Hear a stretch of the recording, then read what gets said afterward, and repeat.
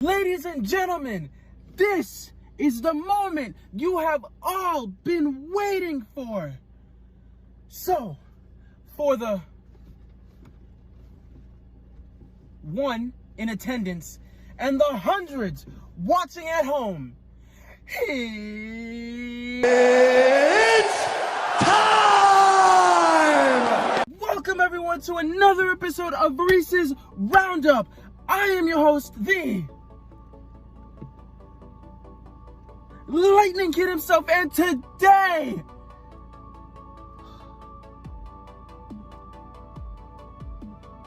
basketball season, the best season we've been waiting for. This is the sports season we've all been waiting for. This is the sports season that's going to define all sports seasons. Football has been just meh. Baseball has just been but basketball, it's going to be lit. It's going to be fierce. It's going to be unpredictable. So, that's why I'm here, to give you my bold predictions, because I'm never wrong in predicting how the standings are going to go every season. So, welcome back everyone to another Reese's Roundup yearly NBA standings predictions. Let's kick this thing off, shall we? Because my intro has been long enough. So, let's start with the Eastern Conference.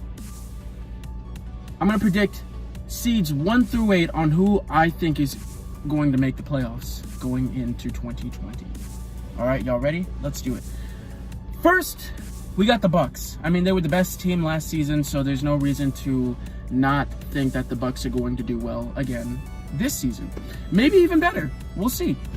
Next, we got the 76ers. I think the 76ers are probably going to be the most overlooked team this year, but I think they're hungry. They had a really disappointing loss last year to the Raptors in Game 7.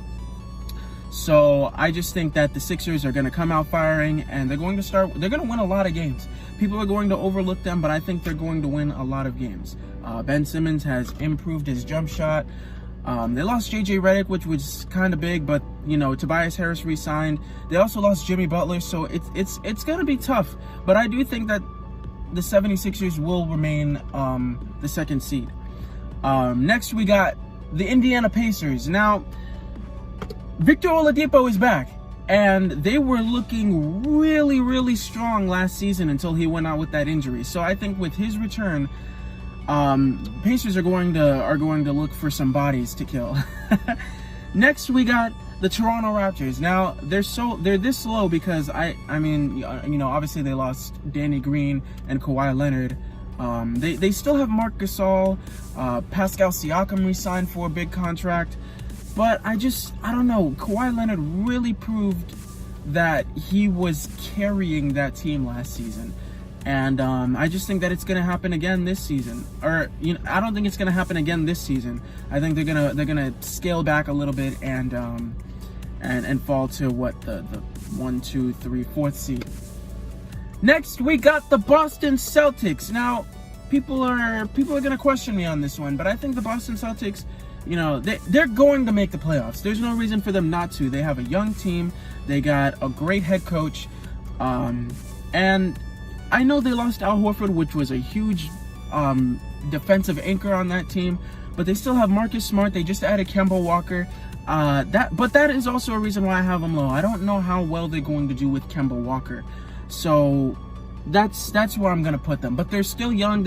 Most of them, if not all of them, besides Kemba, have played together. So I don't know. I have hopes for Boston, and I think that's the right place to put them.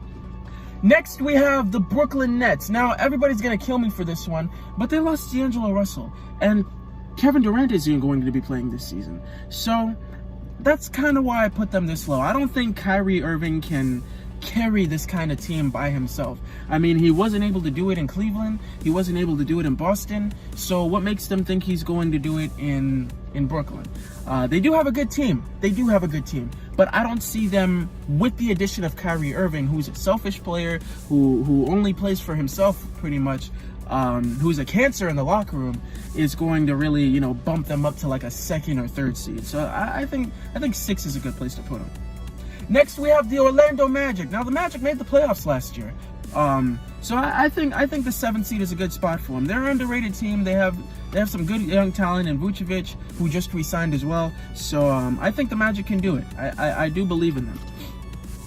Last but not least, we got the Detroit Pistons. Now, people are going to get on me about the Miami Heat.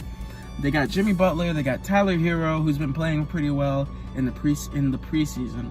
But I don't know, something about Detroit just makes me think that they're a playoff team. They got Reggie Jackson. They still have Dwayne Casey, who's a playoff head coach. I just don't know. I just don't see the Miami Heat going to the playoffs this season. Maybe next season, but I don't know. There's just something about the Pistons that say they can make the playoffs over any other team that I haven't named yet. I don't know. Now we got the Western Conference.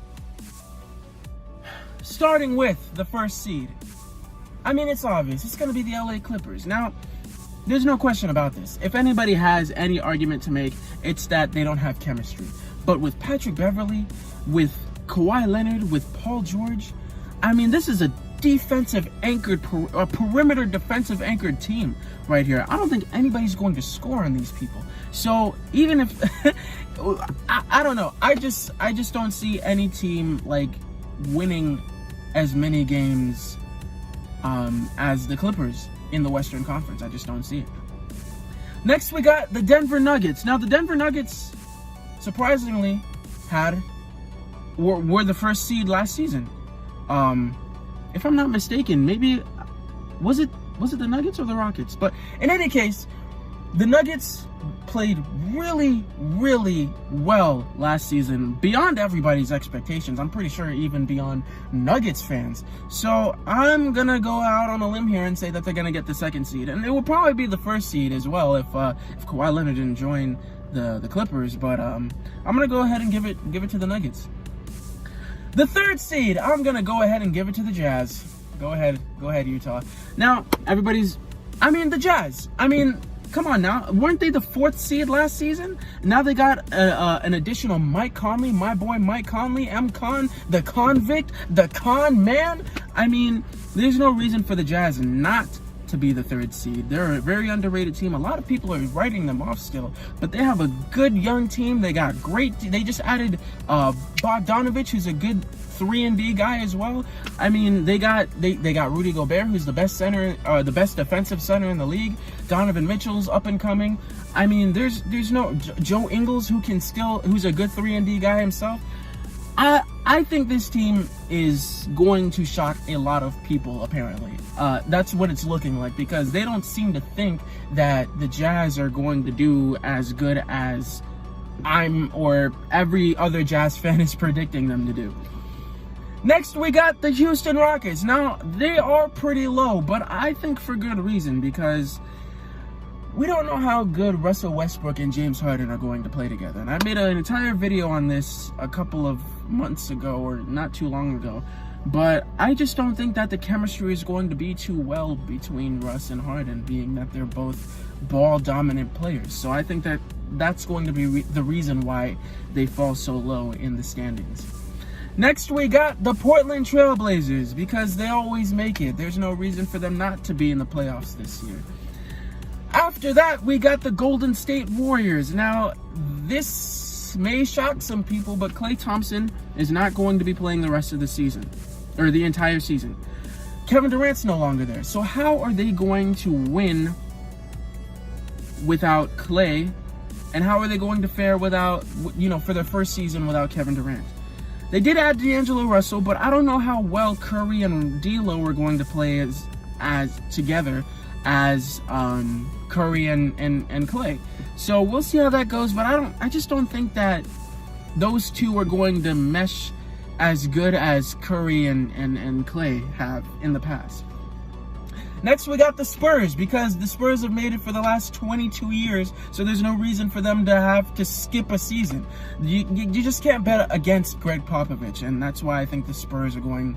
I mean, they've done so much better with so little in seasons past. I mean, it's not like they've had Kawhi Leonard for 21 seasons, you know? They've had Tony Parker, an old Tony Parker, they've had an old Tim Duncan, and they've still managed to make the playoffs every year.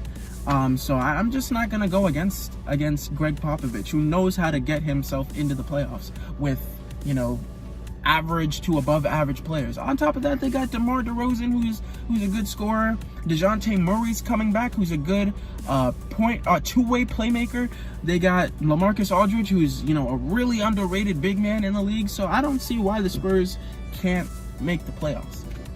And last but not least, and this is going to get me some hate in the comments, but this is a toss-up between the Sacramento Kings, the Dallas Mavericks, and the Los Angeles Lakers. Now, I say this is like a three-way because the Kings are underrated. They're a very young team, and they had potential last season. They just couldn't get that extra push, and I think they might get that this season. The Mavericks are getting Kristaps back. Luka Doncic is a baller. They have a good young team to build around. I'm just not too sure how well they're gonna work together. And obviously the Lakers, I don't know, I still don't trust them yet. They got LeBron, but LeBron is not, I don't know, he's getting up there in age, and he's in the Western Conference now. They did add Anthony Davis, who's he's obviously a great big man, but they just don't have any shooters. Kuzma's not gonna be playing for a little bit. Avery Bradley's just a defender. Rajon Rondo is just a playmaker. I don't know. I just don't see how this team is going to win enough games to get into the playoffs with no shooting outside of, you know, obviously Danny Green. But Danny Green's not going to take 23-pointers a game. So I just don't know, man. I just don't see the Lakers as that team that can get to the playoffs with what they have. And if they do, they do. But I'm just not sold on them just yet, as I am on the Kings and Mavericks. But let me know what you guys think. Leave it in the comments below on who you think is going to make the playoffs this season. Let me know what you guys think, and let me know what you guys want to see for the next video. I'm out. Peace.